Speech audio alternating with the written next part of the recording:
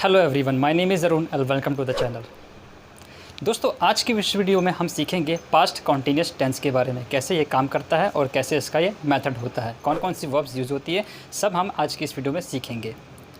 इससे पहले लास्ट की 2 वीडियो से मैंने आपको प्रेजेंट कॉन्टीन्यूस टेंस कंप्लीट करा दिया था और एक एग्जांपल भी करा दिया था। अगर आपने वो दोनों वीडियोज़ नहीं देखी तो उस वीडियो का लिंक यहाँ आई बटन पर और वीडियो के डिस्क्रिप्शन में भी मिल जाएगा, जाके चेकआउट कर सकते हैं। मुझसे जुड़ने के लिए मुझे इंस्टाग्राम पे फॉलो कर लीजिए और वहाँ पे कोई भी क्वेश्चन हो तो मुझे डीएम करके पूछ सकते हैं। इंस्टाग्राम का यूज़र नेम स्क्रीन पर लिखा आ रहा होगा और वीडियो के डिस्क्रिप्शन में भी आपको इंस्टाग्राम का लिंक मिल जाएगा, जाके मुझे फॉलो कर लीजिए। और चैनल पे पहली बार आए तो सब्सक्राइब कर ले और पुराने हैं तो बेल आइकन को ऑन करके ज़रूर रखें। चलिए आज की वीडियो हम स्टार्ट करते हैं।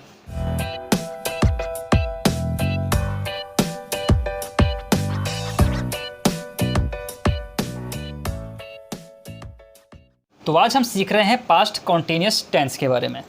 3 चीज़ें हमेशा हम टेंस के बारे में सीखते हैं। पहला, आइडेंटिटी यानी कैसे पहचानेंगे उस टेंस को। दूसरा, एक्शन यानी क्या उसमें काम होता है उस टेंस में। और तीसरा, मेथड, किस तरीके से हम यूज़ करते हैं किसी भी सेंटेंस में। आइडेंटिटी यानी पहचान के बारे में सीखेंगे तो हम इसे 2 तरीके से सीखते हैं। हिंदी में कैसे पहचानेंगे कि पास्ट कॉन्टीन्यूस टेंस है या नहीं, और इंग्लिश में कैसे पहचानेंगे।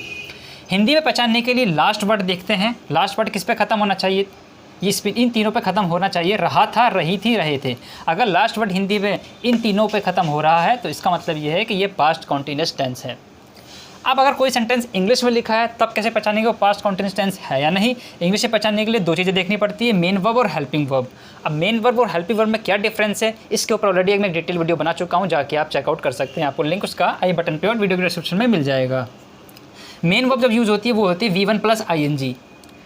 आप लोग थोड़ा सा कंफ्यूज हो रहे होंगे, यार टेंस तो ये पास्ट का है लेकिन वर्ब जो यूज़ हो रही है वो वर्ब की फर्स्ट फॉर्म यूज़ हो रही है, सेकंड फॉर्म यूज़ नहीं हो रही। तो जो बिल्कुल, क्योंकि ये जो है वो कॉन्टीन्यूस है। जो जितने भी कॉन्टीन्यूस टेंस होते हैं ना उसमें V1 ही यूज़ होता है और कंटीन्यूस टेंस के साथ हमेशा V1 + ING आता है। पास्ट कॉन्टीन्यूस में भी V1 + ING था और प्रेजेंट कॉन्टीन्यूस में भी V1 + ING आया था। क्या पढ़ाई में आपको आते हैं डाउट्स? तो 5 सेकंड में डाउटनट के साथ करो ना आउट।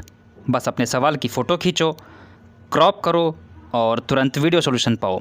फिर चाहे आपका सवाल फिजिक्स, केमिस्ट्री, मैथ्स, बायोलॉजी का हो, CBSE, UP, बिहार, मध्य प्रदेश या अन्य स्टेट बोर्ड्स का हो, यहाँ तक कि कक्षा 6 से 12वीं IIT-JEE और NEET का सवाल हो, सभी सवालों के वीडियो सॉल्यूशन बस 5 सेकंड में आपको मिलेंगे डाउटनट ऐप पर।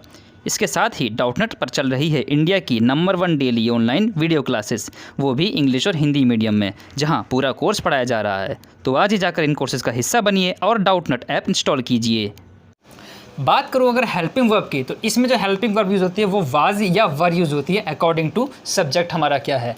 वाज कब यूज़ होगा, वाज या तो आई के साथ आएगा, या ही शी, इट, या फिर कोई भी सिंगुलर नाउन है वो, तो उसके साथ वाज यूज़ होगा। और वर किसके साथ यूज़ होता है, अगर वी सब्जेक्ट यूज़ हो रहा है वी के साथ वर यूज़ होगा, यू के साथ वर यूज़ होगा, और कोई भी प्लूरल नाउन हो तो उसके साथ वर यूज़ होगा। तो आई एम श्योर आप लोगों को ये दोनों बात अच्छे से क्लियर हो गई होंगी।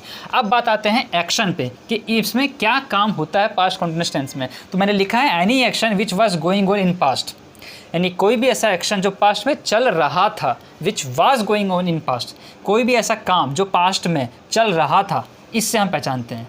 अगर मैं कोई एक एग्जांपल लूँ तो मैं मैदान में क्रिकेट खेल रहा था, पास्ट में वो काम में खेल रहा था यानी कर रहा था ना, which was going on in past, तो ये काम होता है इस टेंस में।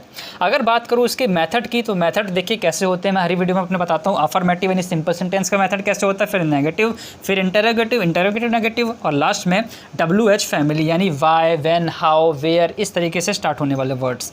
अफर्मेटिव में इसका क्या मेथड होता है, सबसे पहले सब्जेक्ट आएगा। हिंदी में कोई वाक्य लिखा है तो इंग्लिश में सबसे पहले सब्जेक्ट आएगा, फिर हेल्पिंग वर्ब वाज या वर, सब्जेक्ट डिपेंड करेगा। वाज कब आएगा, जब ये सब्जेक्ट होगा, वर जब ये सब्जेक्ट होगा, plus V1 + ING। Simple sentence का सिर्फ यही है, और इसके बाद जो भी बच गया वो ऑब्जेक्ट होता है, तो वो मैंने लिखा नहीं, आप लोग समझ जाएंगे।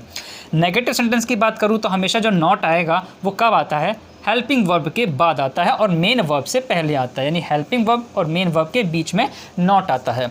क्लियर हो गया। अब आते हैं इंटरोगेटिव सेंटेंस पे। इंटरोगेटिव क्या है ये, इस इंटरोगेटिव सेंटेंस में होता क्या है कि जो वाज या वर हेल्पिंग वर्ब है वो उठ के पहले आ जाती है और बाकी सीधा सिंपल सेंटेंस वाला हो जाता है, यानी वाज या वर plus subject plus V1 + ING, ये हो गया हमारा इंटरोगेटिव सेंटेंस। इंटरोगेटिव नेगेटिव की बात करूँ तो क्या होगा, वाज या वर आ जाएगा पहले, इसमें भी वही रहेगा, फिर सब्जेक्ट, फिर नॉट प्लस V1 + ING। आपको ध्यान देने वाली चीज़ है, सब्जेक्ट के बाद नोट आता है। WH फैमिली की बात करूँ, अच्छा WH फैमिली वाले वर्ड्स कौन से होते हैं, जो सिंपल शुरू होते हैं WH से। इसमें हाउ भी आता है, how, when, where, what, why, okay, इस तरीके के वर्ड्स हो गए। तो WH फैमिली वाले वर्ड्स में WH वाला वर्ड स्टार्ट होगा, फिर वॉज जब वर्ड आएगा, फिर सब्जेक्ट, फिर V1 प्लस ING। और ध्यान रखिए जितने भी इंटेरोगेटिव के हैं ना, ये सब इंटेरोगेटिव लास्ट के तीनों, तो इनमें क्वेश्चन मार्क भी आएगा, वो लगाना मत भूलिएगा। तो अगर मैं एक एग्जाम्पल लूँ कि मैं मैदान में क्रिकेट खेल रहा था लास्ट में आ रहा है, यानी ये पास्ट कॉन्टिन्यूस टेंस है। मैं मैदान में क्रिकेट खेल रहा था, तो इसकी इंग्लिश कैसे बनेगी? मैं के लिए क्या होता है? सब्जेक्ट आई, और आई के साथ क्या आता है? हमेशा वॉज आता है। तो आई वाज, इसके अकॉर्डिंग आई वॉज। खेलना का क्या होता है? खेलना होता है प्ले, तो प्ले के साथ ING लग गया, आई वाज प्लेइंग। मैदान में खेला था, नहीं, I was playing in the ground. In the ground, देखिए ये पूरा ऑब्जेक्ट है, और इस ऑब्जेक्ट को भी अगर देखें तो इन प्रीपोजिशन है, द आर्टिकल है, और ग्राउंड मेरा वो ऑब्जेक्ट बच गया। प्रीपोजिशन आर्टिकल पे जो वीडियो है वो आने वाले टाइम पे बनेगी, तो आप इसको अभी ऐसा समझिए, इसकी जो इंग्लिश बनेगी वो बनेगी I was playing in the ground, मैं मैदान में क्रिकेट खेल रहा था। बाकी जो चीज़ें हो गई नेगेटिव, इंटरोगेटिव, WH फैमिली वाले वर्ड्स, वो मैं आपको अगली वीडियो में बताऊंगा। तो वीडियो कैसे लगी कमेंट सेक्शन में लिख के बताएं। इस वीडियो को लाइक करें, शेयर करें, और चैनल पर सब्सक्राइब ज़रूर करें। कोई भी डाउट है तो मुझे कमेंट सेक्शन में लिख के बताएं, या इंस्टाग्राम पे मुझे फॉलो करके वहाँ पे DM करके मैसेज पूछ सकते हैं। तो मैं मिलता हूँ फिर किसी नई वीडियो में नए टॉपिक के साथ, तब तक के लिए take care and good bye.